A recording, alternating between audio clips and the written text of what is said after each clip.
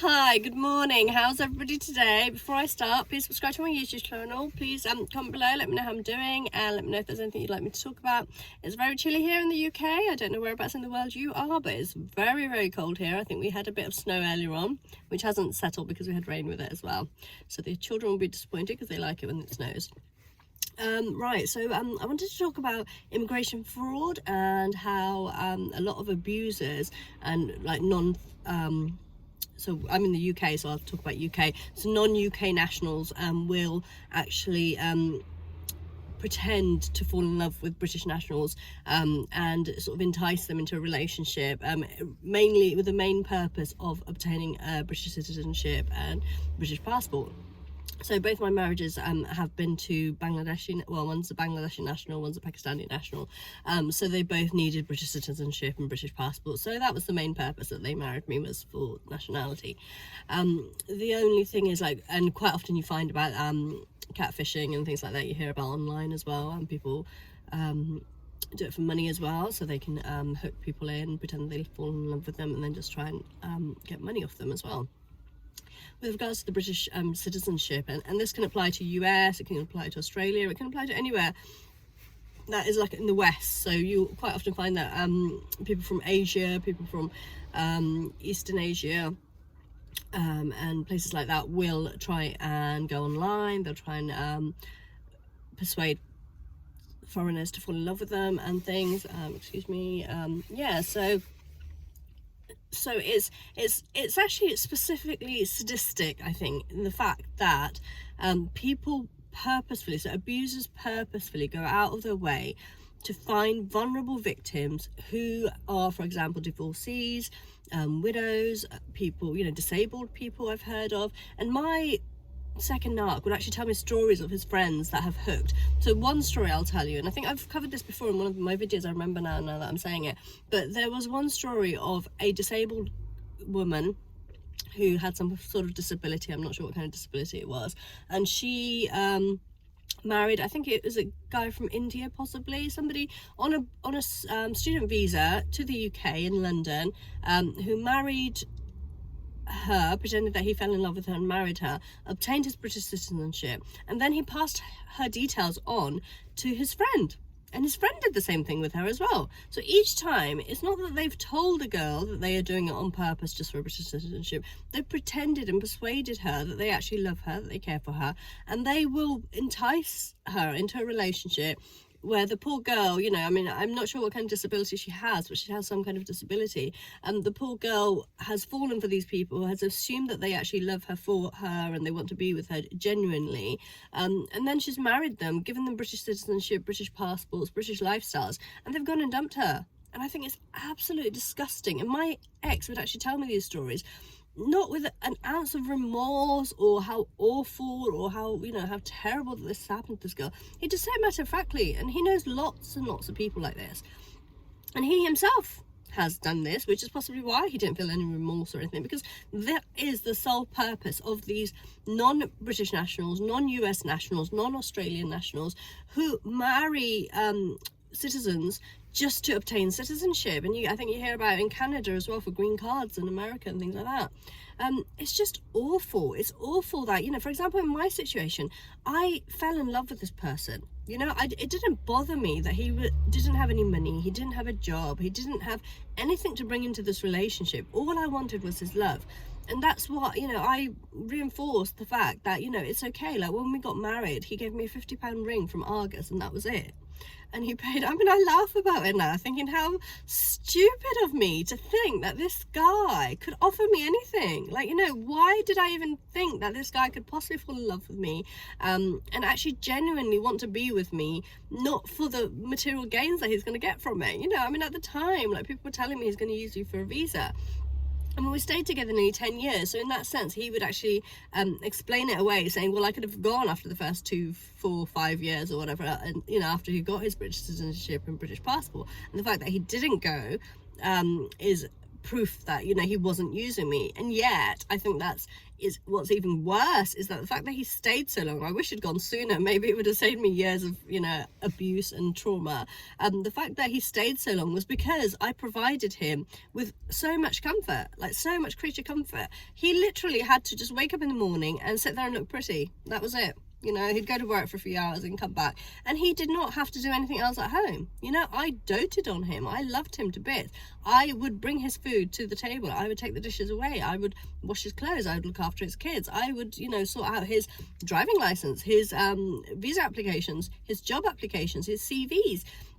Whatever he needed doing, he would ask me to do it. And it's not that he couldn't do it himself. He just didn't want to. Why should he? He's the prince. He's the prince of Abbottabad. You know, all the brothers are princes. You know, the whole of Abbottabad love these brothers. They are just God's gift to women. You know, we cannot possibly live without these brothers. You know, they are just amazing. They are gorgeous. They are God's gift. You know, everybody should be grateful that they even bother to speak to them or look at them or spend time with them, because these are amazing, amazing human beings, you know. And this amazing human being lured me into a relationship, pretended he fell in love with me, pretended that he loved me for me. It took him 5 years before he actually ever said that he thought I was attractive. Up until that point, he said that I was a lovely, caring person, and that's why he married me, because of my lovely, caring nature. He always put me down. He always made me feel I wasn't good enough, that he was gorgeous, and I was just, okay, not bad, you know, you'll do. That kind of thing. He seemed to hate Bengalis for some reason, so it's ironic that he actually married a Bengali, because he would constantly criticize Bengalis. You know, Bengalis are yellow. Bengalis eat too much turmeric in their food or haldi in their food, so they actually tinge yellow. They are bright. They're like luminous yellow. You know, you can see a Bengali from miles away because they're just so yellow. You know, I don't think there's anything wrong with my colour. I quite like my colour, actually. I'm not too dark, not too light. I'm just right, I think, you know, but clearly not good enough. We'll go marry a Pakistani then. You don't like Bengalis? No one's telling you to marry a Bengali. Go marry a Pakistani then. You know, no one told you to marry a Bengali. But I came with a ready-made house, a ready-made family, you know, 2.4 kids. He didn't have to do anything, just picked his one little bag up of trampy little clothes that he had, and he brought it with him to Southampton. And, you know, I brought him a whole wardrobe of clothes. He still walks around with all my clothes on. You know, each time I see him, he's got something else on that I brought for him, which it hurts because I brought it out of love. Everything I brought for him, I brought it out of love, you know, because I care about him. And sort of like for his birthday, for Eid, he never bothered by anything. You know, he didn't care whether he wore new clothes, old clothes. I think one Eid he went to the mosque in this dirty salwar kameez I didn't realize was dirty, and he came back and it's just got this huge stain where it's like, you wore that to the mosque? Okay, on Eid day, okay, cool, carry on, mate. Yeah, so he just didn't care. I mean, okay, that just reminded me, I'll have to tell you something funny now. He is happy to wear his pajamas for months on end, like not wash it at all, not change it at all, and he'll just wear it months on end, and he doesn't care. And he quite proudly says that, you know, he doesn't care. He would walk to the shops in his pajamas, you know, he didn't care. Socks, underwear, go the whole week easily. You know, it was longer before he met me, but now it's like come down to a week. So 1 week in his same underwear, same socks, that's all right. That's not unhygienic, that's fine, he can do that, do what he likes, you know. I mean, the first one left skid marks on his sorry. Yeah, that's not nice. So yeah, so I guess this one was one step up to that. I didn't get any skid marks to have to wash, so yeah.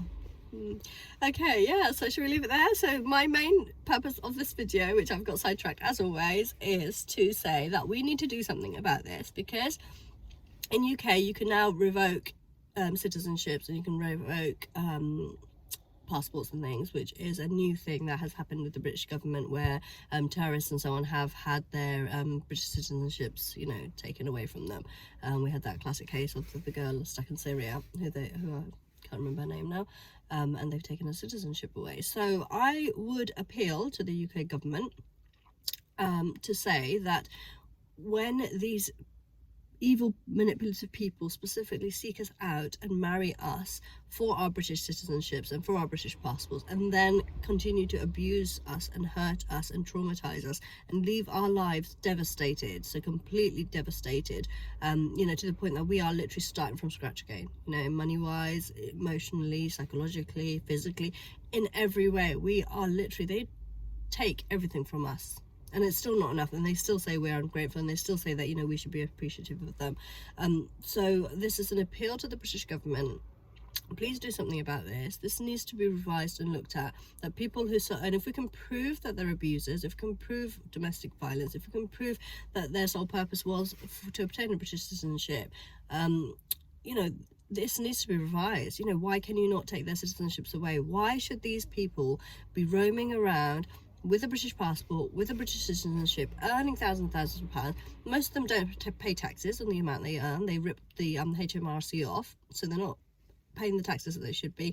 They are hiding most of their income. Most of them are self-employed taxi drivers, or own their own restaurants and takeaways. They can show whatever they like. Both my exes are the same.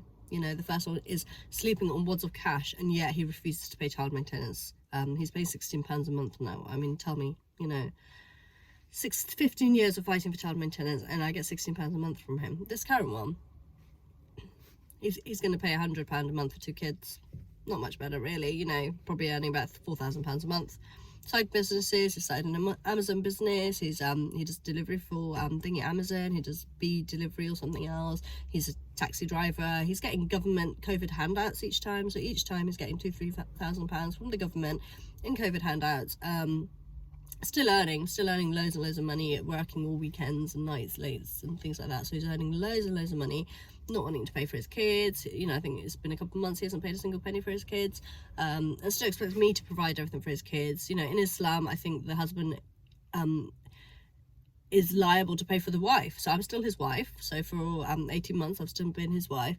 He hasn't paid me a penny. I would be liable to I should be receiving 25% of his income, so a quarter of his income. Do I get that? No. Does he care? No. Running to the mosque every namaz time to pray, you know, 5 times a day, and yet his basic rights for his wife and his children he cannot fulfill. You know, this debate, is your namaz even valid, mate? You know, does Allah even want a namaz from a person like you, a hypocrite, a narcissist, an abuser, a liar, a manipulator? You know, what is the point? Why would Allah want a namaz from you? You know, it doesn't mean anything to him. It's not going to mean anything to anybody. You can show off all you like that you're religious. You can show that you're amazing, that you're you know, a devout Muslim. You are nothing. You're not a Muslim. You are an insult to Islam. You know, people like you and the ex and Narc families, they are an insult to Islam. You know, do not call yourself a Muslim. You know, I'm not in a hijab, and even then I'm a better Muslim than you will ever be. You know, without even trying, I can just be me, and I'm still an amazing Muslim compared to you. You are nothing. Okay, do not insult my lovely religion by calling yourself a Muslim. Running to the mosque 5 times a day and showing people that you're a Muslim does not make you a Muslim. Okay, being a Muslim means how you treat others, means how you conduct yourself day to day, means how you are behaving, you know, your values in life, your beliefs in life, and you are nothing that a Muslim should be. You know, you are all stigmas to good Muslims. There are amazing Muslims out there who do everything, who pray 5 times a day, who look after other people, who care for other people, who love other people, who don't hurt other people. You're an insult to them. You know, do not compare yourselves to them, because you are Satan incarnate. You know, that is all, the only way to describe you guys are, you are Satan with a mask on, pretending to be a Muslim, because you're not anything like that. So please stop pretending. Please, you know, stop being a hypocrite, because hypocrisy is a very grave sin in Islam. And if you know anything about Islam, you wouldn't do it. You wouldn't hurt people, you wouldn't abuse people, you wouldn't manipulate people, you wouldn't lie constantly. But you know, you think you're amazing, don't you? What was it my ex said? He said, to manipulate people, you have to have brains. I don't want those kind of brains, to be honest. I'd rather be stupid. You know, at least I'm not manipulating and abusing people. If that means what stupid, you know, being stupid means that I can be a decent person and help people and love people and care for people, I'd rather be that. If that means I'm stupid, yeah, fair enough, mate. You take all the intelligence, you take all the brains, you know, as long as you're intelligent, that's fine. You know, as long as you're happy, as long as your life is ticking along, tickety-boo, who cares about anybody else? I'm going to leave it there. Please subscribe to my YouTube channel. Please comment below. Let me know how I'm doing. Let me know if there's anything I can help you with. Please join my online support group, Phoenix Rising, Surviving Abuse and Trauma. The link will be in my video. I'd love to see you all on there. And we have an amazing community. It's like a little family. It's a little tribe of warriors.